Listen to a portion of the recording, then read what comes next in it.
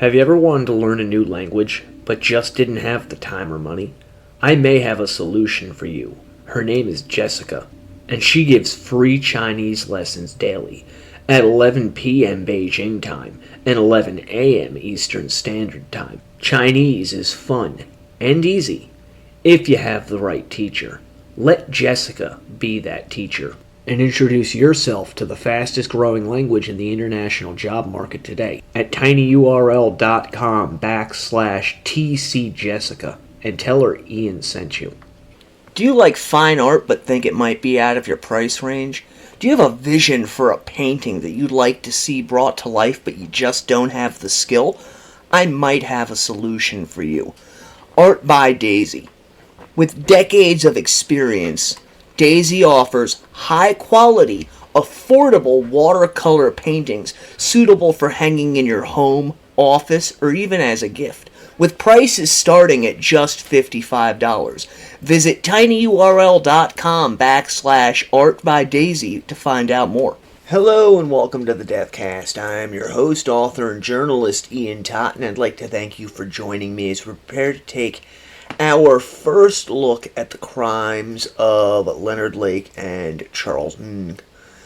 Before we get into it, as always, I have the normal show notes. If you would like to follow me on social media, just search for the Deathcast, Deathcast Pod, or Deathcast Official.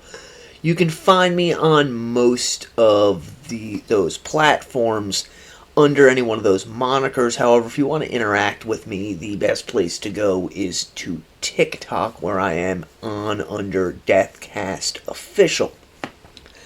If you'd like to support the show, there's a couple of ways that you can do this. First and foremost, you can go to your favorite podcast app, subscribe to the show, and leave a 5-star review if you enjoy it.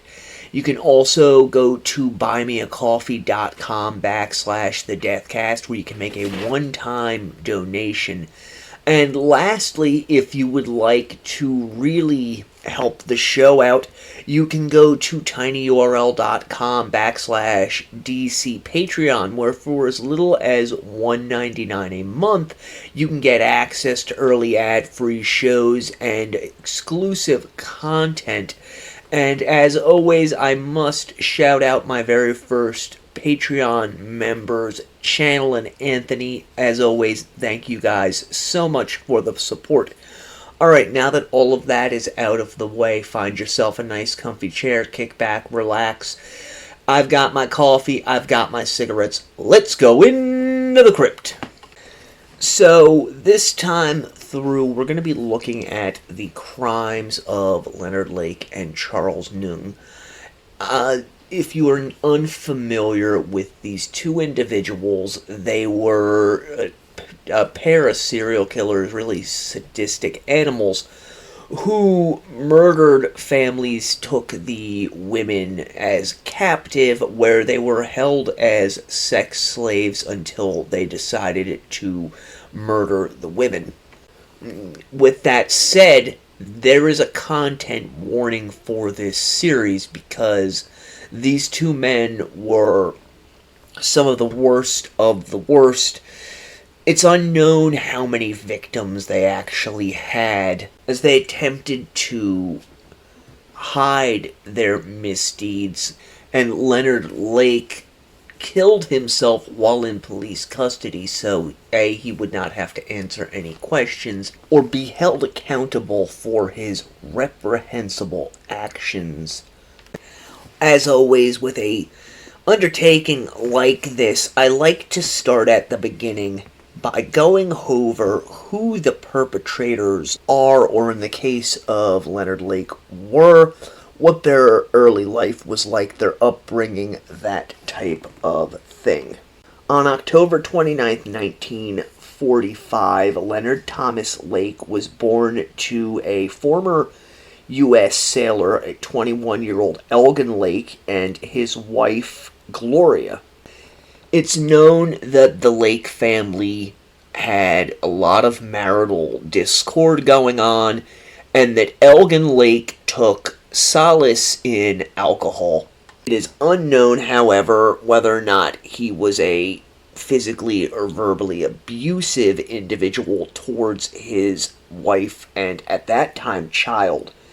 In 1950, the Lake family had a new addition in the form of a daughter named Sylvia, and in 1951, their third child, Donald, was born. Not long after Donald was born, when Leonard Lake was 6 years old, Elgin Lake decided that he no longer wanted to participate in familial life and promptly left his wife and children, heading to Seattle, Washington. And here's where things really start to get weird.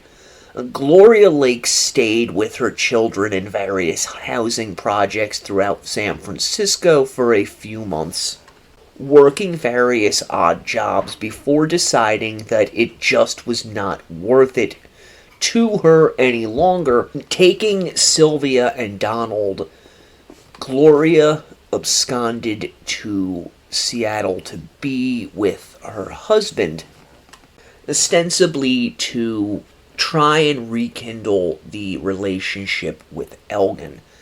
Now, according to Sylvia in later interviews, she has stated that years later she was told that the separation between her older brother and her mother was quite a horrific and traumatic experience. Again, this is according to Sylvia.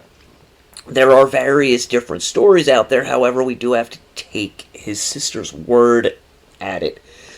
Gloria initially asked Leonard whether he wanted to stay in kindergarten and go live with his grandparents, or if he wanted to come with her, and Leonard, who was considered a fairly bright child, decided he wanted to stay with his grandparents. However, on the day that Gloria and the other two siblings were set to leave, Leonard decided that he, in fact, wanted to go with his mother, at which point he promptly and understandably flew into hysterics over his mother abandoning him. However, Gloria was unable to take him, as she had only paid for room enough for her and the two other siblings, and Leonard Lake had to go live with his grandparents. This very well could be the event that planted the seed in Leonard's mind for the coming deviance. We really can't say with certainty, although we can say that he felt great resentment towards women and also towards his siblings. Leonard living with his grandparents, he develops an affinity for photography. Lake's mother eventually does return to the San Francisco area. Lake, however, stays with his mother. And there's a couple of interesting and disturbing things that occur starting from roughly the time that he was 6. Now, living with his grandparents, Leonard had a steady home, clothing, even allowance. His grandparents would send him to summer camp, which Lake later recounted is where he got his love for living in the outdoors. It's known also, though, that while living with his grandparents, Lake began having an interest in pornography. It's known that in 1956, Leonard's mother remarried and had 2 additional daughters, and that Leonard refused to rejoin his mother. It is also known that Leonard began taking pornographic pictures of his sister Sylvia. Now, some sources dispute this, but the majority of them state this as fact, and that eventually he began using these pictures to blackmail his sister into performing sexual acts with him. So already we see that Leonard Lake simply views women as objects to be used.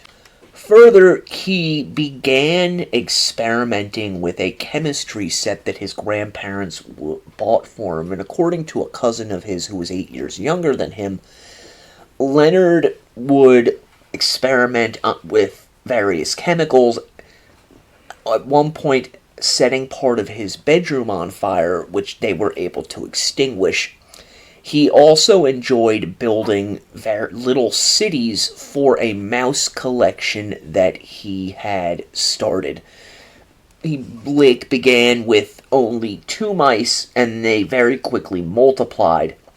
And again, according to this cousin, Lake eventually decided that he needed to get rid of these mice, and after giving some of them away, decided to kill the majority of them by various means, before attempting to get rid of the bodies using acid from the chemistry set to dissolve them.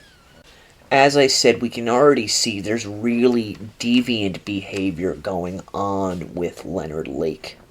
Lake's half-sister, Janet Letter, stated about the family dynamic that while Lake was cordial to her and the other sisters, he was outright cold to his brother Donald, who at the age of 9 had been struck by a truck and suffered some pretty serious head injuries, brain damage, that type of thing. And again, this is according to his half-sister. Leonard began talking about how people who were on welfare and who had mental problems were a burden on the system and should be cleansed from the earth. Along with these worldviews, Lake began heavily fantasizing about a story called The Collector by John Fowles. Now, in this book, an individual takes a woman captive where he keeps her in a hidden cell and forces himself upon her sexually whenever he wants. The idea of this began to appeal to Leonard Lake more and more. And this is an ideology that's going to stay with Leonard for the remainder of his life. On January 27th, 1964, Leonard Lake officially enlists in the U.S. Marines. And a lot of the things that Lake later did, he took from not only his own fairly high IQ, but also from things that he learned while he was in the military. It's known that anything that he did was referred to as an operation or ops, and this includes the horrific crimes that he and Charles are later going to commit. He ends up becoming a radar technician and gets stationed at Camp Lejeune in North Carolina. At a family get-together in South Carolina in April of 1965, he meets a young woman by the name of Karen Lee Meinzerman. Karen had traveled from Delaware to attend college. Because of this meeting, they end up corresponding with one another via the mail. It's known that not long before Christmas of 1965, Lake ends up being sent to Vietnam, where the war is now escalating. And Karen didn't hear from him again until after Lake had returned stateside and was stationed in California, at which point he began writing to Karen again. This was in 1968. In 1969, Lake ends up traveling to Delaware, where he convinces Karen he loves her, and they decide to get married, with Karen returning to California with Lake, and they are married in March of 1969. Again, this is according to Karen. At first, the marriage was good, although she noticed behavior patterns that were somewhat troubling to her. Leonard would often joke with his fellow Marines about selling her to them. He also repeatedly demanded that she dress in a provocative manner. He also became extremely controlling of his new bride. She later stated that living with Leonard Lake meant that he was the master and she the slave. During 1970, Leonard Lake volunteered for a second tour in Vietnam. His wife Karen went to live with his grandparents, and it should be noted that Leonard came back telling fantastical stories about killing many people while he was over there. The reality is he was stationed in Da Nang as a radar technician and thus saw no action. The other reality is that Lake frequented prostitutes while he was in Da Nang, and if you've ever read up on the subject, the GIs over there were pretty inhumane towards these young women, most of whom were forced into these situations. So again, we have a situation much like with his sister Sylvia, where Lake is able to take advantage of women who are weaker than he is in order to gain his own sexual gratification. It is unknown whether or not Lake murdered any of these women, but given what we know about him, it's highly doubtful, although I can almost say with certainty that he was probably one of the worst offenders in the abuse of these girls. Says Lake's over there doing all these various things. He also begins to believe that Karen is cheating on him while he's stationed overseas. Part of this is understandable to a certain degree because other individuals that he knew were receiving letters from their spouses and significant others letting them know that the relationship was over. Lake ends up going and seeing a mental health expert while he's in the Marines, and it's diagnosed that he has, quote, impending schizophrenia and hysterical neurosis. Lake ends up being sent back to California, where he is diagnosed as being a danger to himself and to others. According to his first wife, while he's in the psych ward one night, Lake decides to steal government property. So he goes to a storage facility and is unable to find what it is he's looking for.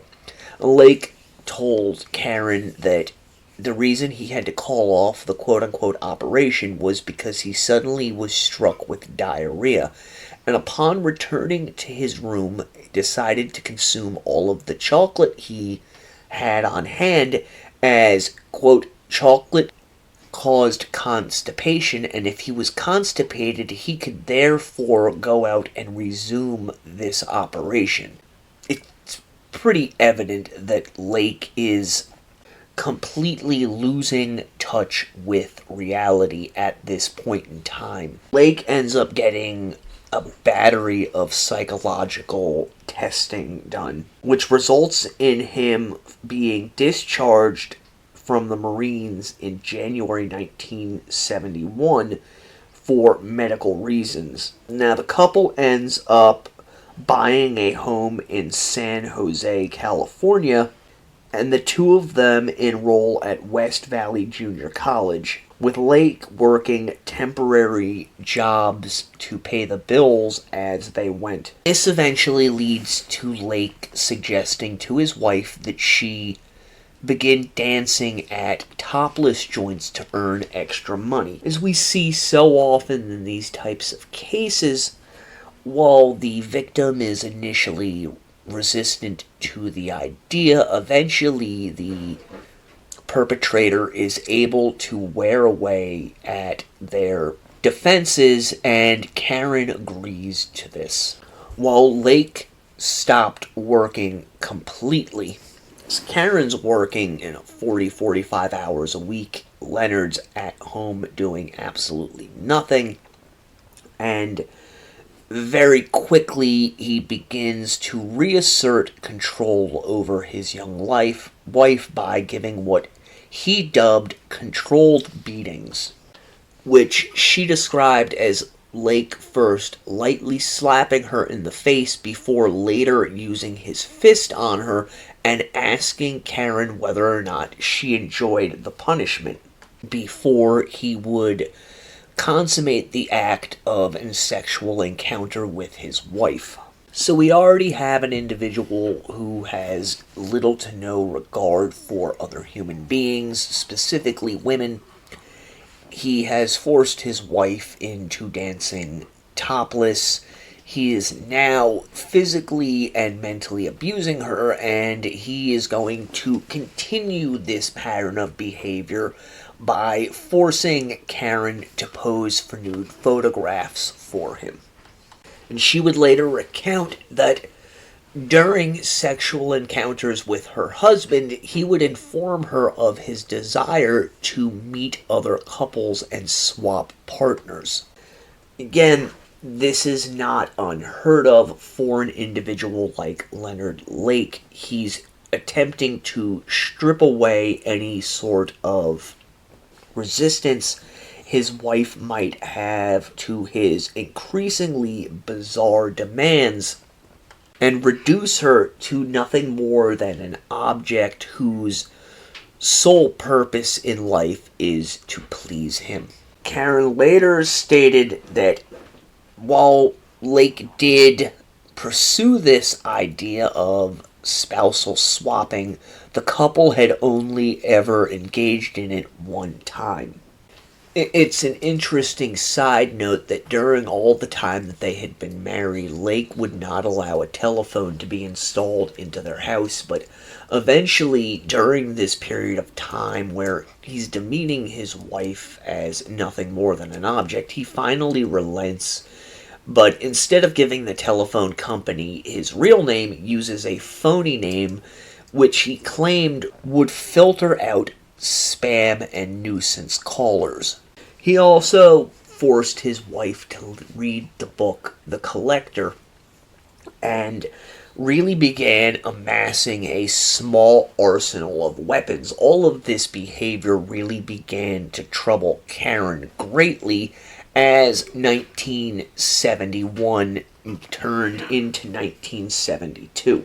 She also discovered a collection of pictures that Lake had taken of other women whom she knew nothing about, the majority of which were nude and in sexually suggestive poses. In November of 1971, Karen Lake is leaving her job at the club where she's dancing, only to be confronted by her husband, who begins screaming and berating her for various imagined slights, while threatening to throw her out of the house. Karen, who has her own car, drives home, only to discover that her husband has beat her to the punch, arrived at the house, thrown all of her clothing out into the yard, and locked her out.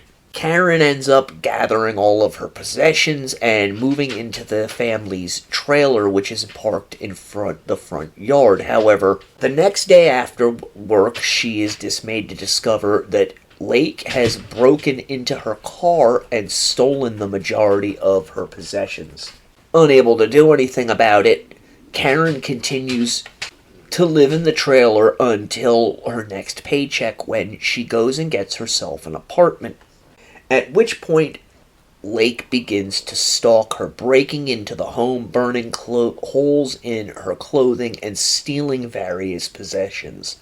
Obviously, this relationship is at an end, and Leonard Lake and Karen divorce in 1972.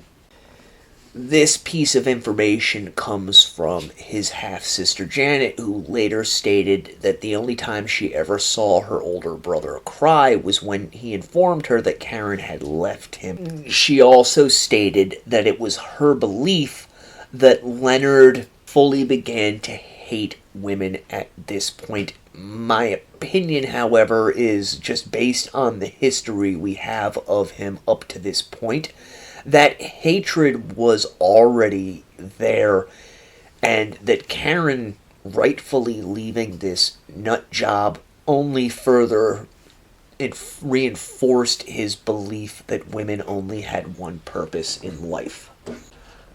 From this point on, Leonard's life is pretty much aimlessly drifting, living with relatives as he could no longer afford the house that he and Karen had shared, working odd jobs as well as placing personal ads in newspapers. He ends up meeting a young woman by the name of Jennifer Gordon in the later part of 1972, and because of his charismatic personality, she ends up falling for Lake. And she stated that Lake had a propensity for bondage and control during their relationship. Lake ends up convincing Jennifer that the best way that she can help the two of them out is to begin prostituting herself.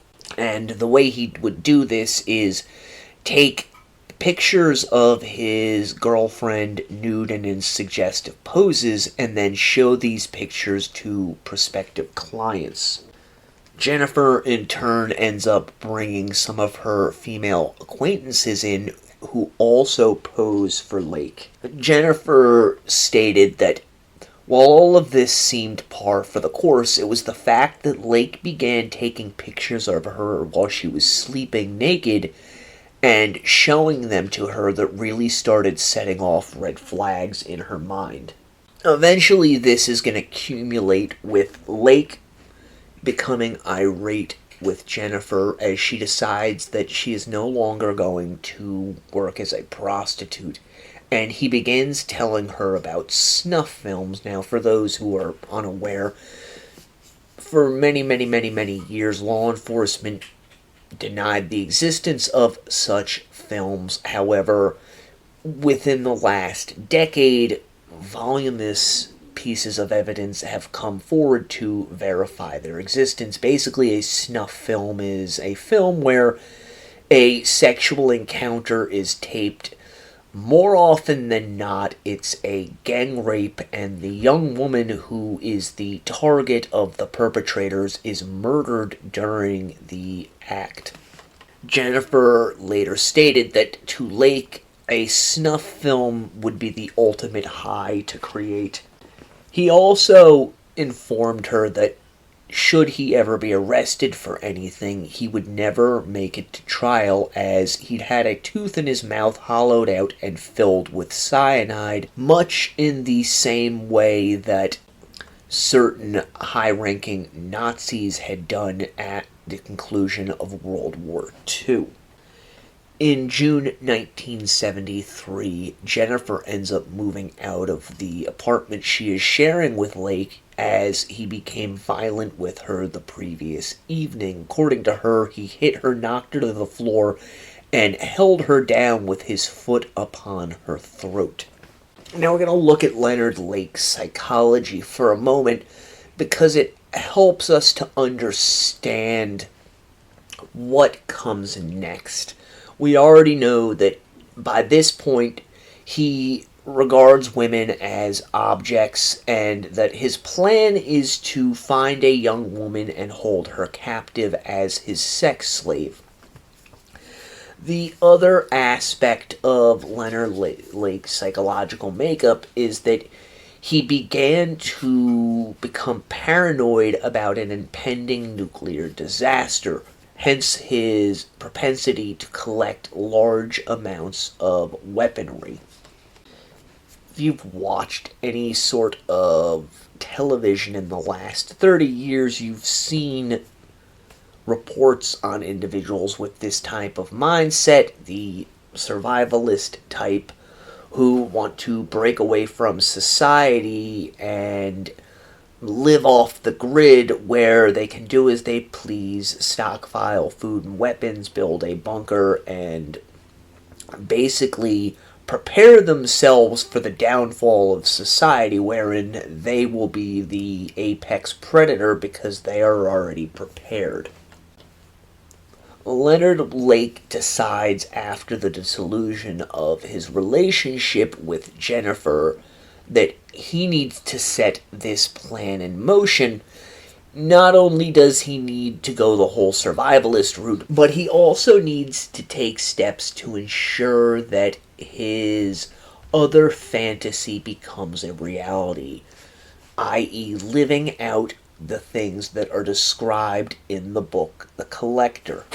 With all of this in mind, Lake leaves San Francisco and travels roughly 130 miles north to Mendocino County, where he settles in Ukiah.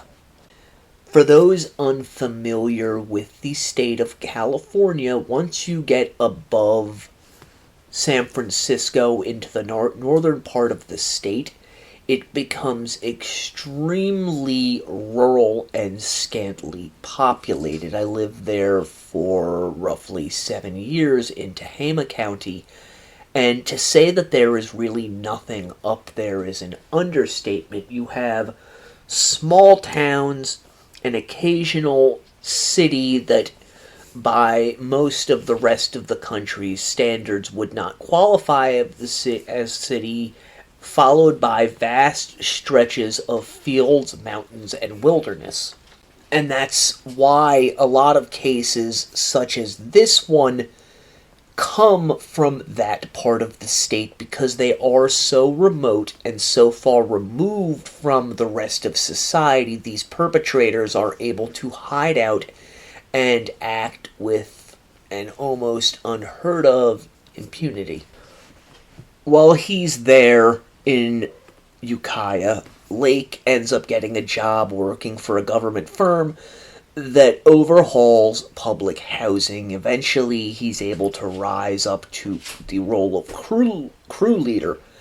He also enrolls in Mendocino Community College, from which he learned basically how to be a butcher. Lake ends up also getting a part-time job at the college, tutoring individuals in the class in survivalist skills. And it's through all of this that Leonard Lake is going to find the place wherein he can live out his fantasies. In 1970, a group of hippies had left the San Francisco Bay Area and gone north looking for an area where they could live as they wished. And they end up buying a 5,000 acre plot of land, which they rename the ranch, which becomes a commune. At first there were 200 families living on the property, each of them purchasing a parcel of land from the group that had purchased the original parcel. There were no public utilities. Homes were run on hydro or wind-generated power sources. Basically, they just wanted to live off the grid, do their jobs out in society, and come home and live life the way they believed it was intended to be lived. Many of them took on unique monitors like Otter or Running Deer or Morning Glory, basically living out the bohemian hippie lifestyle. One of these individuals was a young woman in her 30s who had been involved in the various movements of the 1960s and purchased a plot of land in 1970. The woman was working as an occupational therapist during this period of time, splitting her time between living in the city of Ukiah and going out to the ranch to continue building her home.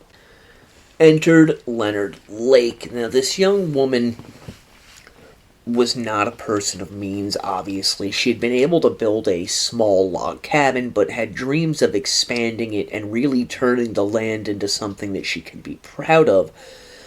Lake, whom she met at a festival, offers to be the solution to all of her needs, letting her know he can do all of these things, she just needs to let him live in the cabin. So he moves into this cabin ostensibly for a 6-month period during which he would live rent-free and work on improving the cabin as well as installing an orchard.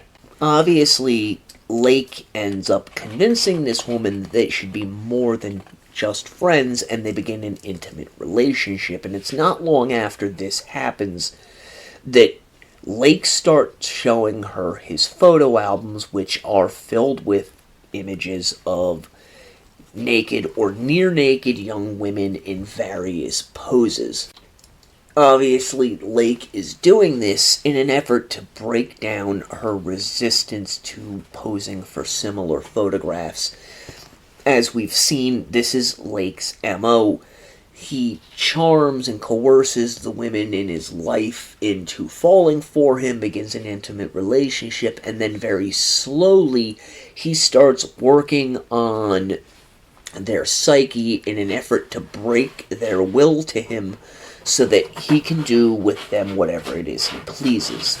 All of which she is resistant to.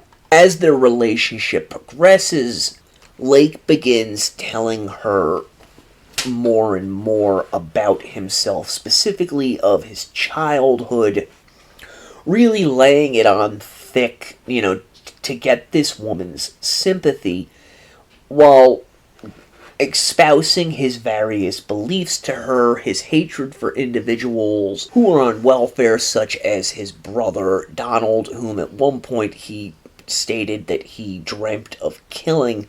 She starts seeing a lot of red flags, but does nothing to stop any of it. At the ranch, there were no guns or other weaponry around, nor were there any sort of drugs around on the property.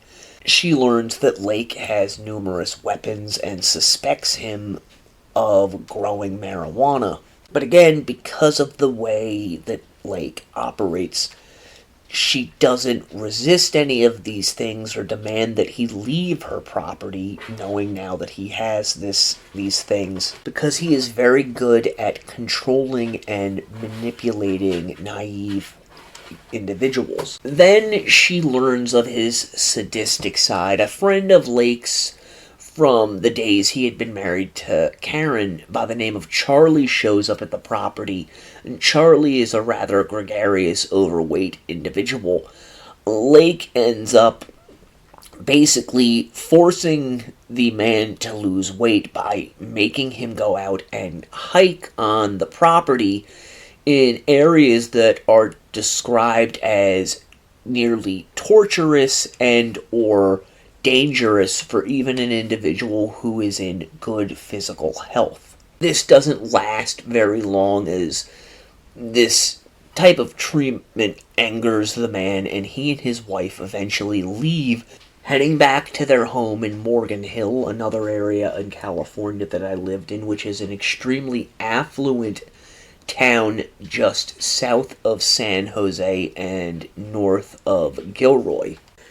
After Charlie leaves, Lake really begins to exert his control over the woman whose home he's staying in, criticizing everything that she does, lambasting her, humiliating her, and alienating the various neighbors who live nearby. This results in the woman eventually, Lake assaults her by shoving her off of a ladder, and knowing that it's just going to get worse from here, she accepts it when Lake offers to buy the property from her.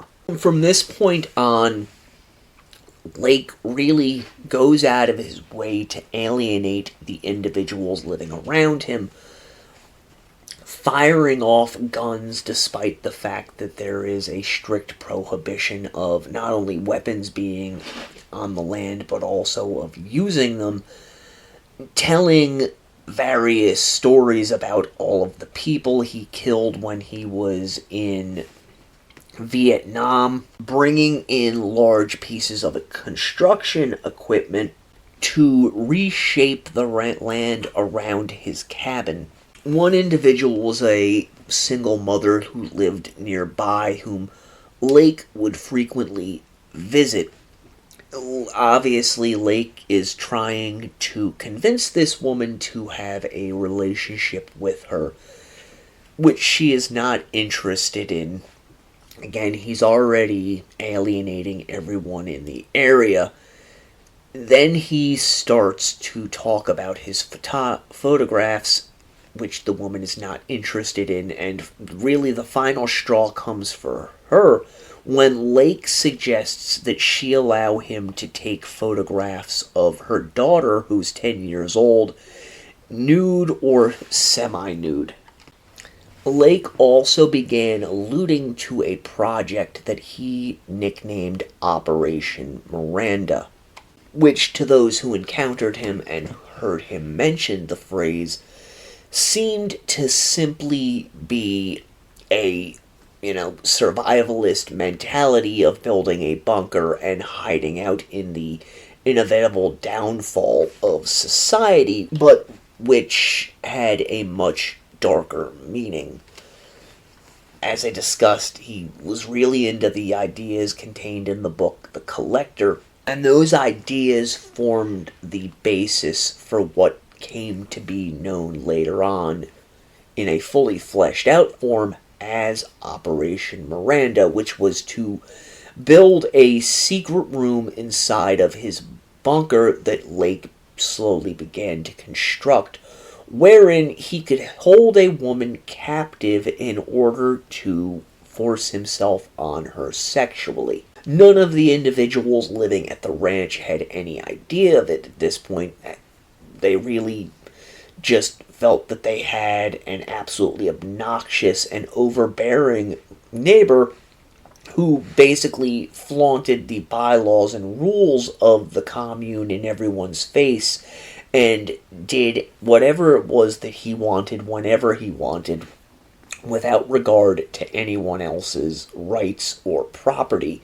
Lake was known to cut through others' property to get his own and to act menacingly towards those around his property whom he thought of infringing on his rights. As for the building of the bunker, the way Lake went about it was simply this. Discussed that he was working for a public housing organization and was working as a crew chief. While Lake worked there when they had projects, he would over-order various supplies, which he would then take off-site and deliver to his property so that he could begin the construction of the bunker that was to house Operation Miranda. A lot of this information that we have concerning this comes from an individual who worked under Leonard Lake, who was struggling to get by and whom Lake offered the use of a small one-room cabin that he had built on the property. And in exchange for this individual would help Lake with the construction of the bunker. As with many others, this individual stated that Lake had a near obsession with weaponry, talk of survivalism, his hatred for both his mother and his brother Donald, and in showing off his collection of photographs. And this particular individual stated that he found it extremely disturbing that many of the photographs that Leonard Lake had were not of women who were of legal age to consent, but were in fact images of young girls, mostly early to mid-teens, but I have read certain things that indicate that some of these photographs may have been of much younger children. Something that is going to repeatedly come up over and over again during the course of the next decade. Some people have disputed this idea. I believe Leonard Lake was more likely than not a pedophile. This stems from his treatment of his sister when they were when he was living with his grandparents, the sexual abuse that he subjected her to, and his continued attempts to get much younger girls to pose nude for him. And I also believe that the reason he didn't fully act out on this once he gets a partner in crime is because he believed his partner would not be open or willing to participate in that type of actions with very young children. One of the reasons that I state this is it's known that Lake wanted to hold and condition a woman to be a slave to him, and in writings and conversations he had with people when he was not guarded, he stated that the best way to do this was to get them as young as possible in order that they are, fully broken to his will by the time that they hit sexual maturity. A story that has come out from this period of time concerning this individual that was living on the property with Lake is that he brought his girlfriend, who was an 18-year-old young woman, up to the property, and she eventually brings a friend of hers up there, and immediately Lake begins to work on this woman before eventually propositioning her that a friend of his by the name of Charlie was in dire need of intimate relations with a young woman, and that should she consent to this, Lake would pay her $100. He also attempted to get this young woman to pose nude for him, which she steadfastly refused, although because of Lake's manipulations, she is going eventually to acquiesce to his demands and begin a sexual relationship with him, as is his tenant's girlfriend. And not long after these sexual encounters, Lake begins a relationship with an individual living on the ranch by the name of Timothy Zell, who went by the name at that point of Otter Zell.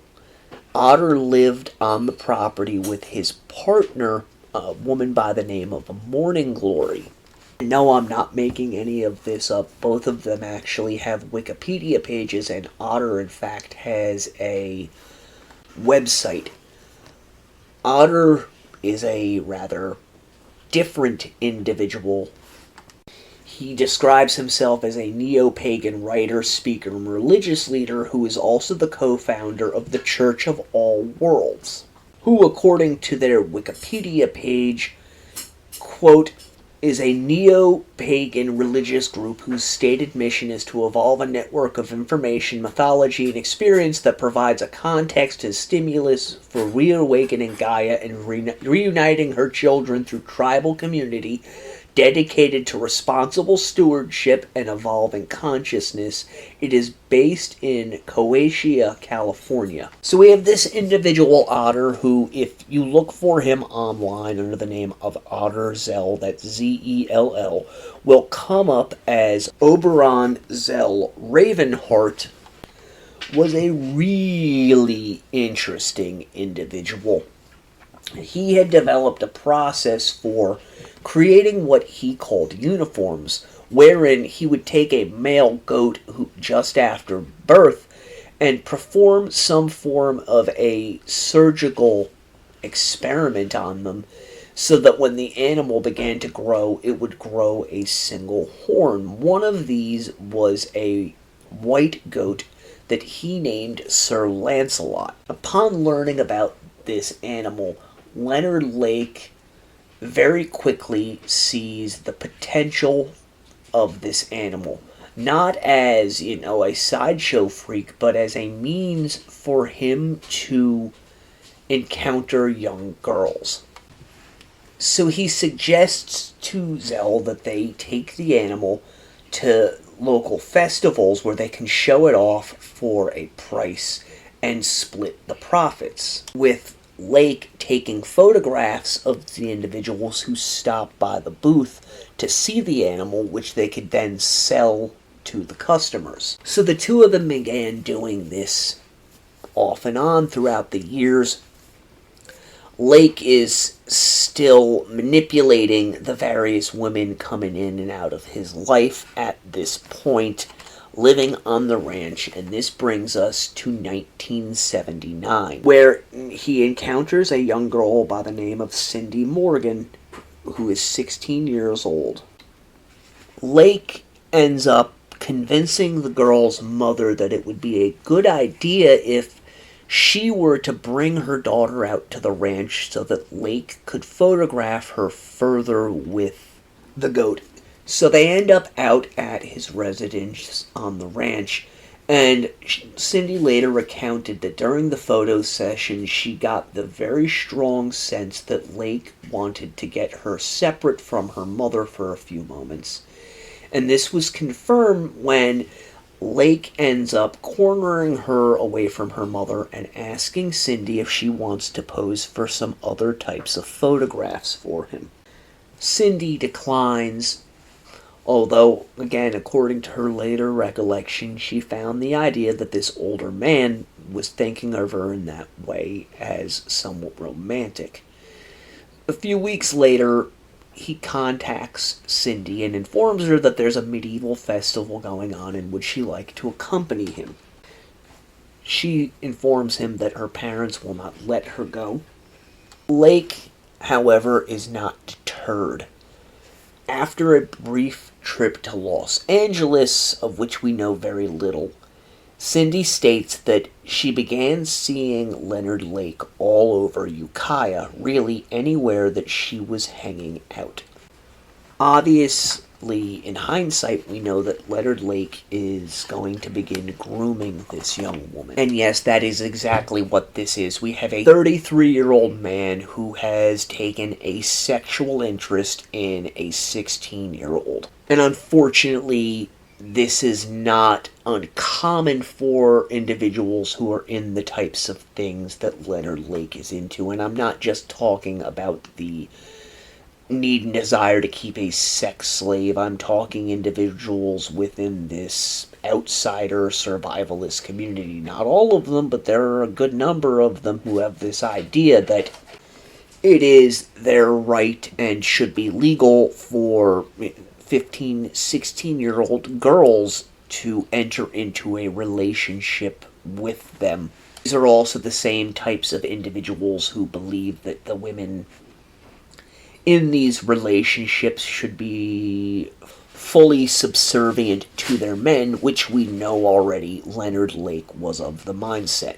Eventually, though, Lake, who by this point knows where Cindy lives, ends up persuading her to come out to his property and pose nude for him. Obviously, Cindy's parents have no idea that this is going on, and she would later say that during the entire course of the photo shoot, Lake constantly berated her about the evils of premarital sex, informing her that she should remain a virgin. After this, Cindy never again hears from Leonard Lake, and some have speculated that a part of him felt guilty for taking advantage of this young girl, while others have stated that more likely than not, Lake had progressed in a relationship he had begun a few years earlier with another teenager who lived nearby, and that as this relationship with this young girl became more of a likelihood, Leonard Lake simply cut his losses against the resistant Cindy and turned his attention to her instead. It's a young woman by the name of Darlene. Like I said, they lived on the ranch.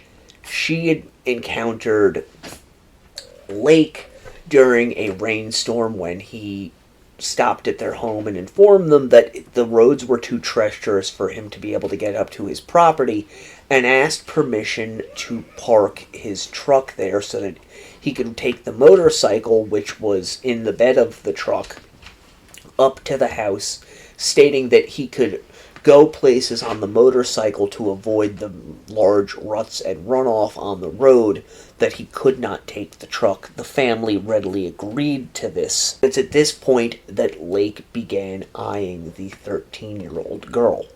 After this chance encounter, or perhaps not so chance, we know that Lake kept his eyes out for young girls. Lake began showing up at the Davises' home more and more often, volunteering to help them with various tasks on their property. Eventually, Lake begins spending time alone with Darlene. And eventually, Lake is able to persuade Darlene to drive to Morgan Hill with him to visit Charlie. Darlene is very naive at this point, 13, 14 years old. She doesn't understand what is happening to her, nor do her parents see any harm in this association. While at the home of Charlie, she ends up seeing photographs of young women posed nude inside of a photo album, which both of the men treat as nothing more than artistic merit. Now, just before she turns 16 years old, Darlene goes up to Lake's home and has her first sexual encounter, which she insists was consensual, as she was madly in love with Leonard Lake. This, too, is very common among individuals that abuse children. They build a bond with their intended victim, and because the child is so young, they don't understand their feelings and their emotions, they begin to feel that they are in love with this individual, which eventually culminates in a sexual encounter between them. Unlike many of these instances, however, Darlene and Lake continue their relationship secretly away from any others, and Lake begins to put the idea to her of bringing other partners, specifically women, into their bed. An idea that Darlene was not interested in. She does, however, consent to Lake's request that she pose for photographs for him. And as with others, Lake starts filling her in on all of his various demented philosophical ideas. Eventually, Darlene's parents are going to figure out exactly what's going on between the two of them, and in 1980, after Lake proposes that the two of them get married, Darlene's parents end up sending her away from a boarding school because they know that no good can come of this relationship, and obviously they find it disgusting that this man is in a relationship with their daughter. That, however, does not stop Leonard Lake. He continues on with his various ideas and interests, eventually meeting a young woman by the nickname of Cricket, who is going to become his second wife. And he meets this young woman by the use of the quote-unquote unicorn of Otter Zell.